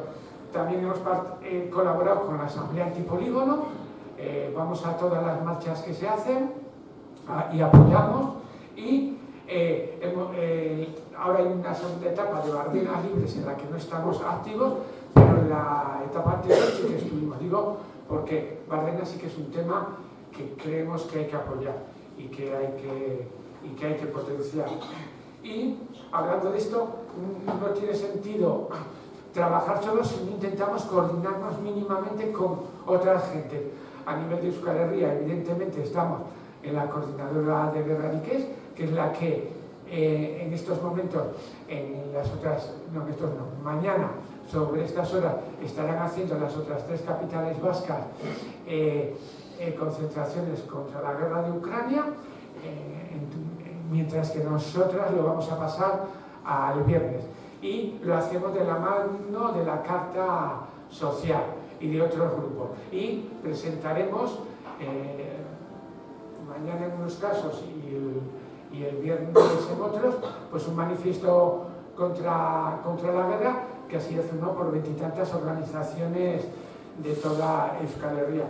Pero no solo estamos en la coordinadora de Gerrariqués, sino que también estamos en la de antimilitarista PH, donde estamos los restos de lo que fuimos los grupos antimilitaristas, bueno, intentando coordinar y dar respuestas a estos temas. También, evidentemente, en la medida de que en Gerrariqués hay gente del MOC, nos coordinamos con el MOC estatal, aunque hay más que nada hacemos seguimiento de lo que nos llega de información, y estamos en la plataforma que se creó a nivel estatal para intentar luchar contra la guerra de Ucrania, y que prácticamente quedó desaparecida porque la gente que estaba ahí a nivel de Estado pasó a engrosar las filas de la lucha contra el genocidio. Entonces mantener 2 plataformas era muy difícil. Bueno, pues eso sería lo que yo quería decir para complementar lo que han dicho el resto de las personas.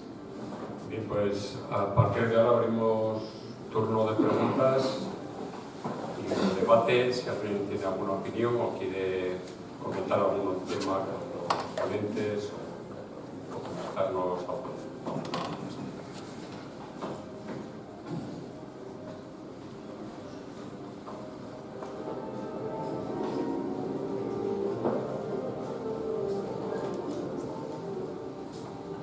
Cuando se ha hablado de la guerra comienza aquí, hay en este momento unas 35 empresas navarras que trabajan en producción de armamento, y además de 35 empresas también trabajan, sobre todo en tecnologías de doble uso, las 2 universidades que tenemos en este momento en Navarra, tanto la Universidad de Navarra como la Universidad Pública de Navarra. Bueno, y acuérdate de cuando salió el dirigente de Comisiones Obreras de Volkswagen Navarra. Claro, hay que entender a la gente que trabaja en estas empresas, hay que entender a la gente que trabaja como los de Amazon, y la gente que le dijeron eso, que bueno, visto que esto va muy mal, es verdad que todos sabemos ya, y el que no lo sepa, pues también mete cupones, que el sector de automoción pues tiene los días contados. Es decir, no, eso del automóvil pues va a pasar a la historia en breve, ¿no? Y dijo pues que Volkswagen se podía dedicar, comisiones obreras, izquierdas supuestamente, a hacer tanquetas y participar de la industria de defensa. Defensa, le dice defensa cuando se quiere decir de forma eufemística. Sabéis que desde el siglo, después de la Segunda Guerra Mundial, ya en el siglo XX, ha habido activos unos 500 conflictos en el planeta, de todo tipo, algunos incluso genocidios claros, en el siglo XX y en el XXI, y no existía hasta hace poco en Estados Unidos un ministerio de la guerra, eran todos ministerios de defensa. Es decir, que estos 500 conflictos, pero 1999 se defendían. ¿De quién? Bueno, pues nada, porque nadie empieza las guerras, está claro, si todos son para la defensa, nadie las empieza. Es una forma muy eufemística de llamar al problema, ¿no? Pero realmente detrás de todo, si es que si al final convergemos todos en lo mismo, es el capitalismo, es un capitalismo terminal, es un capitalismo que se está comiendo a sí mismo. Eso es como cuando un cuerpo ya no le queda nada al último, entonces ya empieza a tirar ya del músculo, del propio sistema nervioso y todo hasta que se mata, ¿no? Es así. Nuestra civilización ha llegado a un momento terminal y bueno, nosotros yo creo que somos más inteligentes que los organismos unicelulares que acaban muriéndose y comiéndose a sí mismos en un matraz. Entonces yo creo que va siendo hora, no voy a decir, entonces ¿tú qué propones? Como dicen siempre los políticos cuando les cuento esto, que dicen que tengo un discurso apocalíptico, alarmista, bueno, toda esa mierda que me cuentan, ¿no? ¿Ustedes qué proponen? Es que no tengo nada que proponer, pero realmente si se está acabando, lo que viene ahora tenemos que usar la imaginación. Y es un sistema que sabemos que no va a funcionar dentro de los patrones que el capitalismo marca, que son los de la acumulación del capitalismo. Eso se acabó. Y ahora sí, lo que se acumula es deuda. Eso sí, incluso deuda para pagar la deuda, que es lo que está haciendo, por ejemplo, Estados Unidos. Y vosotros los economistas sabéis mucho más de eso. Pero bueno, en cualquier caso, abrimos un debate porque yo sigo pensando que la solución está en nosotros mismos. Es decir, no podemos esperar de los políticos, del otro, de hablar con aquel. Es que no hay nada que hacer con ellos. Ellos forman parte de un ecosistema que o ellos se revelan también como los trabajadores de Amazon, o no hay nada que hacer. Y nosotros, con pequeños gestos y con el día a día, y como os decía, a ver, pues si ahora puedo evitar comprar en Carrefour, pues lo evito. Si puedo evitar comprar un teléfono nuevo, pues lo evito. Y me hago esto y me lo arreglo, como hago yo, por ejemplo, ¿no? Los hago yo, con trozos de los que encuentro por ahí tirados, pues los que me suministran por ahí gente no amable, ¿no? Los que los hago, bueno, pues te dedicas a ello y ya está. Pero vamos, que sí, que se puede hacer. Hay mil cosas que podemos hacer para ir frenando este avance. Y bueno, no sé, yo creo que sí que podemos sustituir poco a poco, no lo sé, por sectores o por partes, el sistema este que se está muriendo, ¿no? El capitalismo terminal. Aunque, bueno, hay gente, yo a veces tiene mucha razón, ¿sabes? Que dicen que la única forma es que colapse, que se nos vendría de puta madre a todos, y que es incluso deseable un colapso de todo el sistema y volver a hacerlo, ¿no? Claro, esto no supone un camino de rosas, está claro que no lo vamos a pasar bien, ¿no? Pero hay unos indicadores ahora mismo que marcan cosas muy feas, ¿no? Y uno de ellos es la guerra, son los conflictos por los recursos y que ya no son disimulados, que son ultra descarados.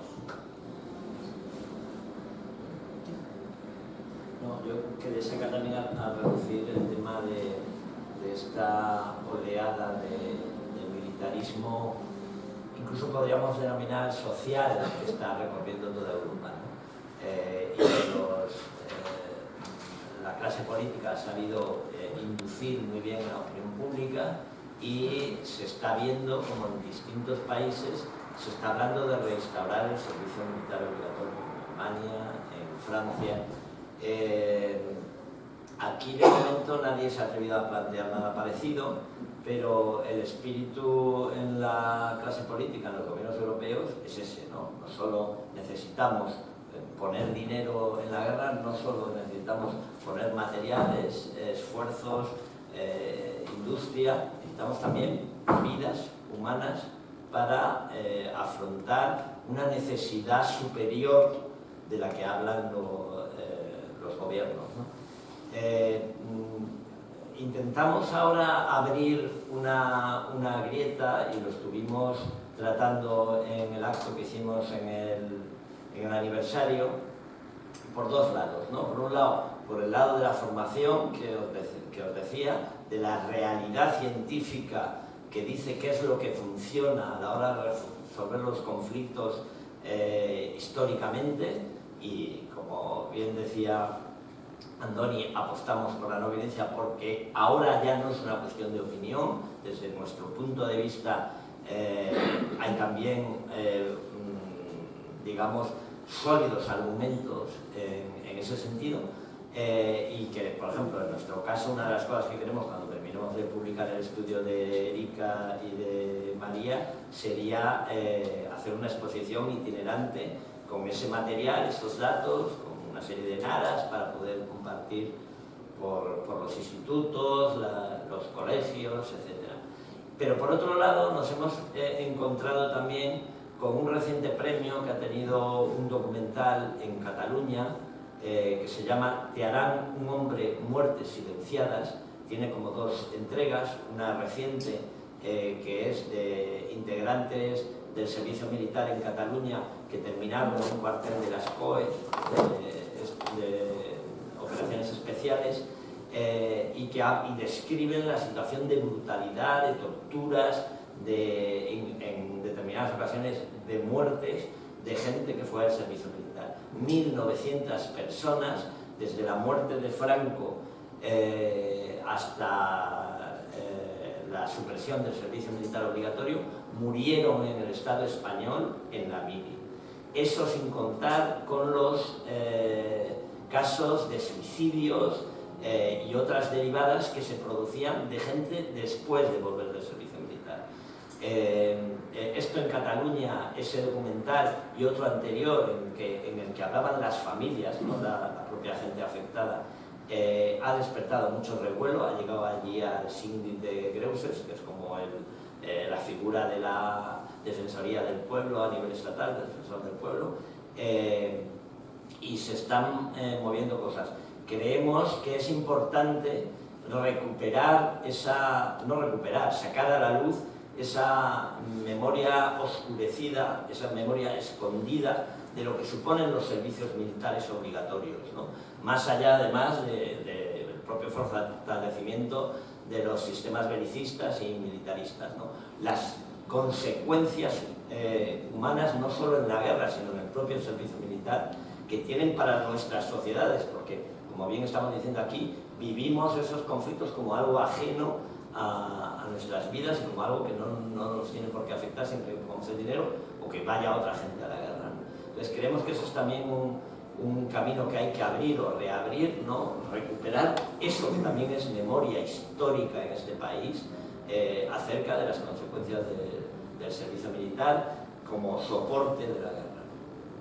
Era un tema que queremos dedicar un espacio incluso web, como ha ocurrido con los casos de abusos sexuales, con el trabajo que hizo Cristina Fallarás, en el que podamos dar voz de forma anónima a las víctimas y a las familias de las víctimas del servicio militar. Creemos que eso tiene una potencia de recuperación de la memoria histórica de lo que ha representado el militarismo y sigue representando a nivel mundial, que queremos explorar. Bueno, pienso que... gracias. Pienso que la única cosa buena que hizo Aznar cuando fue presidente del gobierno fue el eliminar el servicio militar obligatorio. Creo que es lo único bueno que le puedo hacer. Lo único bueno que le puedo reconocer a Aznar. El tema de la explotación ha sido desde el principio de la explotación infantil, para el tema de la minería salvaje y de metales raros y demás. Claro, la minería, la explotación infantil también se da cuenta no solamente del sector, también creo que también afecta el sector textil. Y aquí, por ejemplo, en algunos países sudamericanos, donde produce, ahora que hace unos años desapareció prácticamente la producción textil en España, porque se fueron yendo a producir otros países, se desconectaron las empresas españolas textiles para producir en otros países más baratos y tienen que producir infantil. Y uno de los principales aprovechadores de esta explotación infantil es Inditex, que también apoya aquí al régimen de Netanyahu. Con el tema que estás comentando de la producción de armamentos y tal en España, con el tema de la aviación y de lo de las torres que producía, claro, las he estado citando empresas, al principio nacional norteamericana, porque la es una empresa norteamericana dedicada a la producción de aviones. Yo no recuerdo si más era militar que la civil, pero es una empresa, lo mismo que la Boeing, que en principio la Boeing, oímos de los Jumbos, ¿no? Esos aviones, el 747, no son nada más los aviones de transporte, los aviones civiles, más que los militares.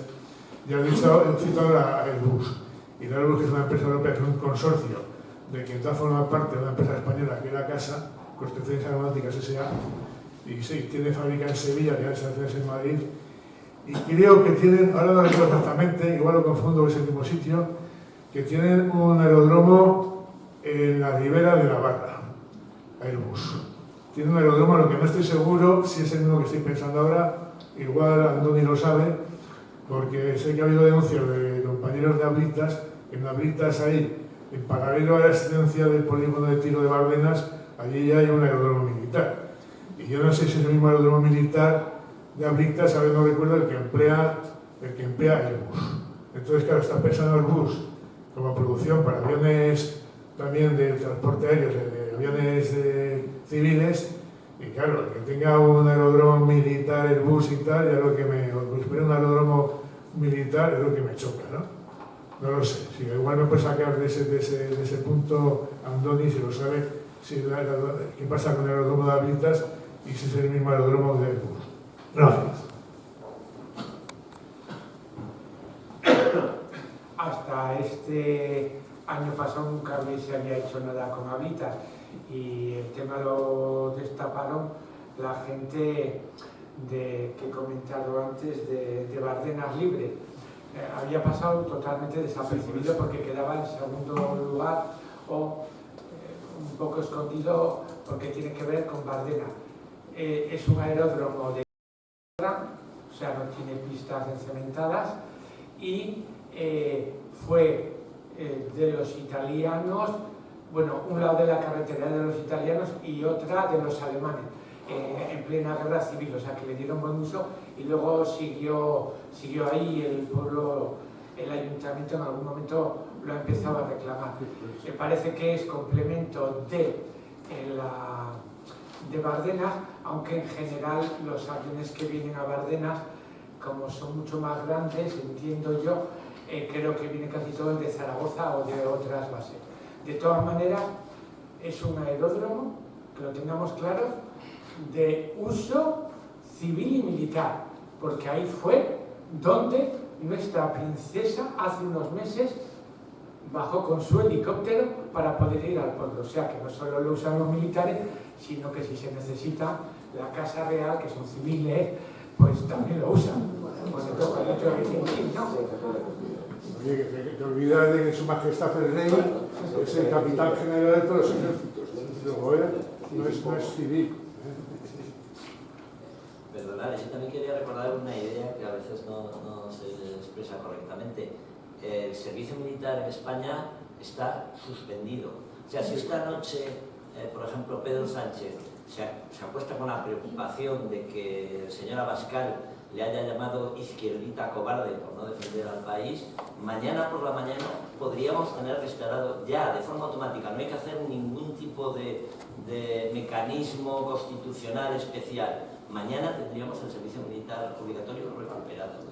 Lo que te iba a decir que eliminado el obligatorio, ahora hay soldados, digamos, voluntarios, sí, bien. de profesionales. Tranquilos que los que estamos aquí. En general. No, pero podían tirar de los que se llama la reserva. Sí, porque cuando cualquier persona que ha hecho el servicio militar, una vez que ha sido licenciado al cabo de sus 15 o 18 meses, o los que hubiera hecho, luego te quedan con tu garantía militar que supuestamente has de guardar toda la vida y hasta no sé qué edad, si hay una necesidad, te llaman a llamar. Para ponerte otra vez el arma. Coronel, yo se me ha quitado el tacatraca. Yo no sé dónde tengo la cartilla militar, pero Un comentario más por ahí.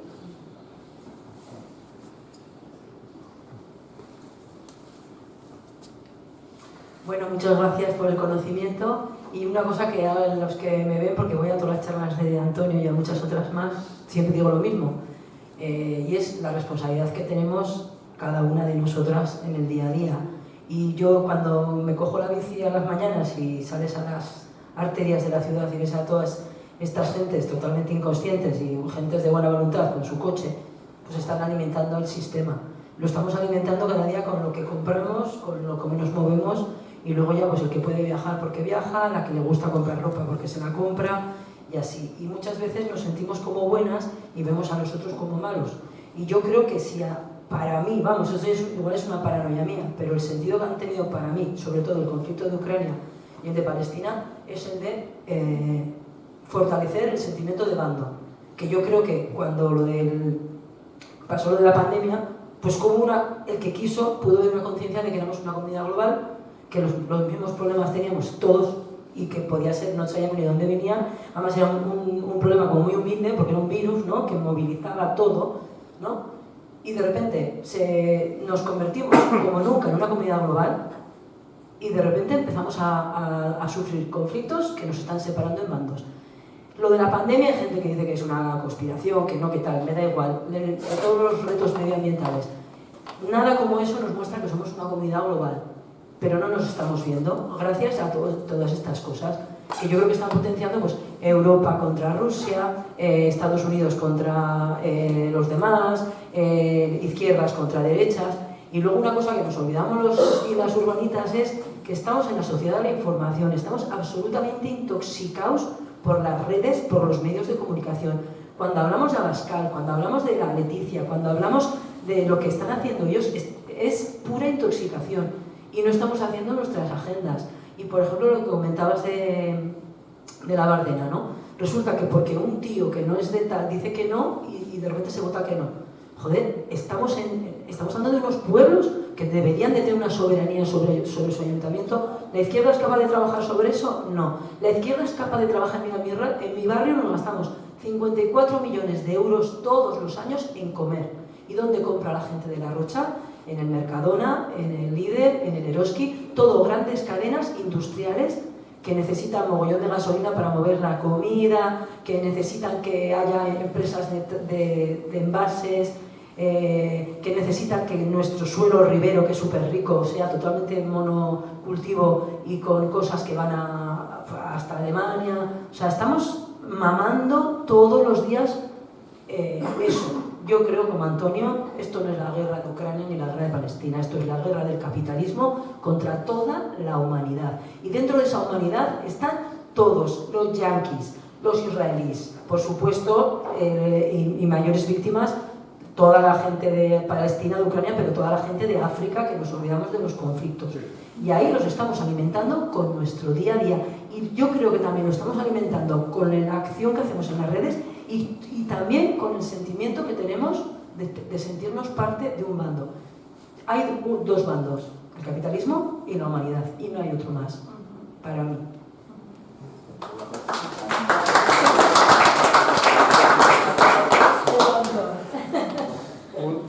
Un inciso que me he olvidado es el comentar, antes ha dicho muy bien dicho, de que si hay gente que se queja de que nos fijemos que si la guerra de Ucrania, que si la guerra no la guerra, sino la masacre de Cisjordania, de Gaza y Cisjordania, y que no nos acordamos de las pequeñas guerras las que puede haber en África.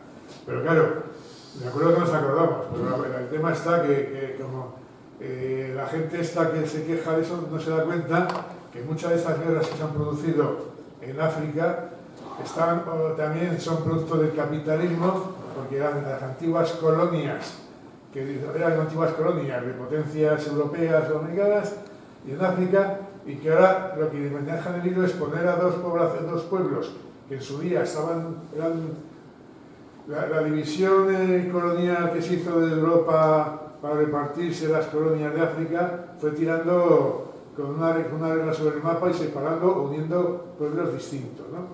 Y rompiendo, digamos, los reinos, lo que fuese, de los estados que había, no estados, lo que había antes de eso. Y separando, uniendo a la fuerza tribus distintas y etnias distintas y formando distintos. Pues ahora cuando han estado aprovechando esas divisiones en estados de alguna manera creados artificiosamente en lugar de tener fronteras originales de cuando llegaron los colonos europeos, para explotar los recursos que tienen esos países y que les interesa a las empresas estas occidentales, son los que generan esas guerras, potencian esas guerras entre los Tutsis y los Hutus, o lo que sea, o Sudán del Norte, Sudán del Sur, etc. Todas esas guerras han generado el interés del capitalista de las grandes empresas de los países occidentales. Y esos son los causantes de lo que está pasando ahí. Y claro, si eso es lo que hace esta gente que se queja de que no nos fijamos en esas guerras pequeñas, es que están generadas por el propio capitalismo, que tú no te das cuenta que viene de tu país o del entorno de Europa. Gracias. ¿Alguien más quiere intervenir? Un apunte solo, que se habla mucho del tema del expolio, del colonialismo y así, y bueno, ya hay diversas autoras que han hablado mucho desde el ecofeminismo, entonces como que está muy relacionado también con el tema del decrecimiento y así, entonces bueno, pues que también todo el tema de formaciones, de donde sacamos, lo comentaba yo también, ¿no?, de la intoxicación de otras de las informaciones, pues ir a otras autoras, otros autores que nos pueden dar otros puntos de vista para intentar situarnos en el mundo e intentar cambiar desde ahí, no sé, bueno, que Amaya Orozco, por ejemplo, Pérez Orozco, no me acuerdo ahora el apellido bien, tiene un libro que es muy interesante, que lo sacó hace unos años, en torno a todo este tema, entonces, bueno, pues que si alguien quiere leer sus libros, pues que son interesantes y así, que te abren como otras visiones y,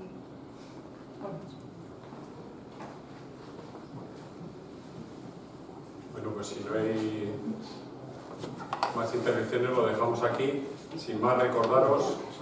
¿quieres? Hola, soy de los Estados Unidos, entonces no entiendo el contexto perfectamente bien, pero esta es mi pregunta. Las secciones de los Estados Unidos y Rusia en Groenlandia y Ucrania respectivamente muestran que hay amenazas militares verdaderas contra Europa. En el caso de los Estados Unidos, Trump y su equipo quieren más pelear sobre las políticas y economías de Europa. Por ejemplo, líderes del movimiento MAGA de los Estados Unidos han reunido con partidos de la ultraderecha en Europa y quieren incluir elecciones. Entonces, en este contexto, armamentos podrían aparecer importantes para mantener soberanía, pero obviamente empresas militares ganarán en una situación de rearmamento. Entonces, ¿cómo pueden mantener soberanía los pueblos en Europa en este contexto?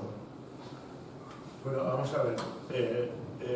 Ya no es una cuestión, es mi punto de vista, no es una cuestión de necesidades personales. Yo no quiero que me digitalicen más mi vida.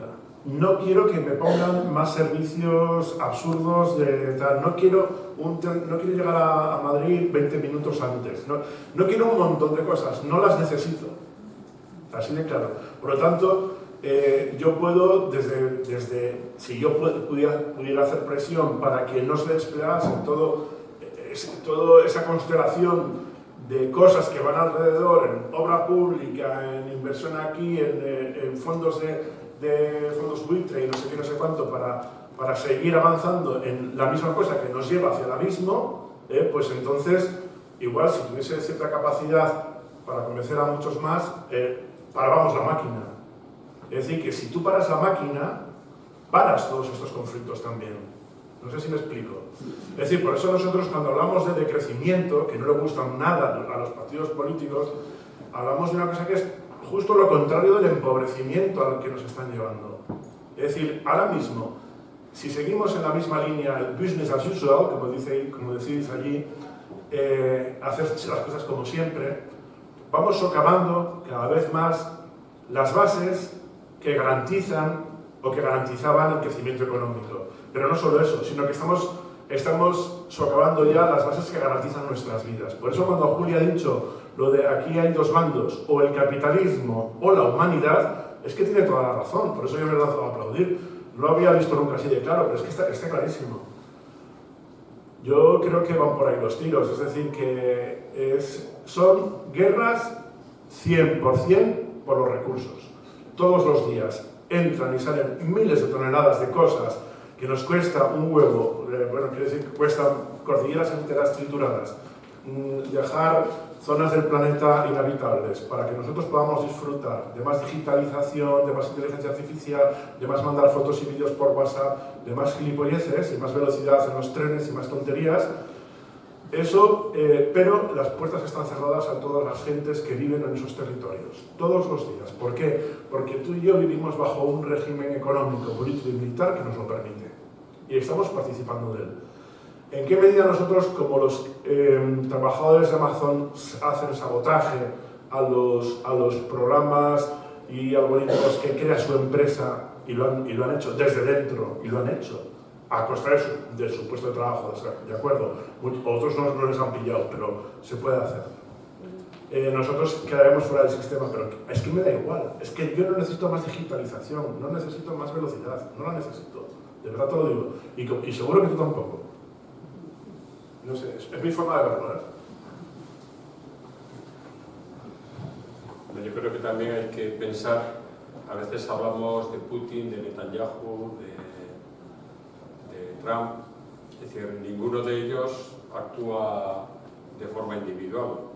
Todos están representando a diferentes grupos de presión o grupos económicos, o Pedro Sánchez, igual. Es decir, todos están representando a diferentes grupos que tienen intereses fundamentalmente económicos, ¿no? De dominación, ¿no? La lógica del capitalismo, contra todo lo que se habla de siempre del libre mercado y compañía, la lógica del capitalismo es el monopolio, ¿no? Y es lo que estamos viendo continuamente, ¿no? La ocupación de empresas, o cuando hablan los agricultores, desaparecen agricultores porque hay otros que van creciendo y montando empresas mucho más grandes, ¿no? Es decir, esa es la lógica, y entonces la lucha fundamental va a ser por esos recursos escasos que poco a poco pues, van a ser cada vez más caros o más difíciles de encontrar, quién los tiene, quién los gestiona y qué es lo que hace con ellos. Y esa es hay cosas por ahí ya que hace poco leí un artículo que hablaba que realmente lo que había que hacer era bajar la población mundial a 2.500 millones de habitantes. Es decir, eliminar población porque los recursos que hay pues, son limitados. Entonces, ¿quién es el que sobra? Pues sobramos los humanos. Los que tenemos más de 60 ya. Y de estos grupos de presión o masculinidad que ahí están los grupos sionistas, el PAC y compañía. Al final las organizaciones se han montado en